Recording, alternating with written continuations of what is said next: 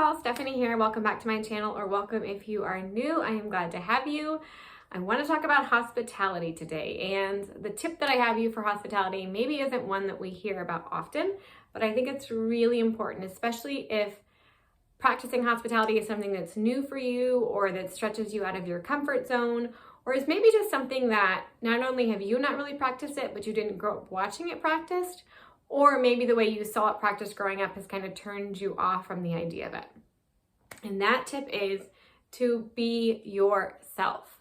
So if you are thinking about opening up your home to friends, to neighbors, to people in your church, to whomever, they are coming to your house.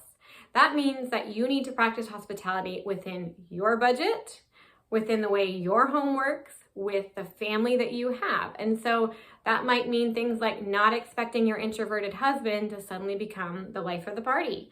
That might mean scheduling hospitality for brunch on Saturday rather than for evening dinners because you have little ones that really need to go to bed by 7 o'clock or the night might be shot. Knowing that you can practice hospitality and welcome people into your life as is your life. You do not need to copy the dated version of Martha Stewart. You don't need to copy all of the cute Pinterest ideas for parties. You don't need to copy your grandmother or your mother. You don't have to fuss over everything in the house in order to have people over. If you are casual and you prefer a come as you are type hospitality when you go to someone's house, you are welcome to practice that as well. If you enjoy being a little extra and you want the appetizers to all have a theme and the meal to have a theme, then by golly, do that, because that's who you are and you're practicing hospitality as a version of yourself with your family and with your budget. But if you never ever drink soda or you don't drink coffee and you want to have people over, you don't suddenly have to have soda or coffee in your house. Now, if you have someone over and you know, oh my goodness, I'm having such and such over and I just know that they love caramel creamer with their coffee. And I know I'm having them over for brunch. I'm going to make it a point to get that caramel creamer because I know they will feel so seen and so heard.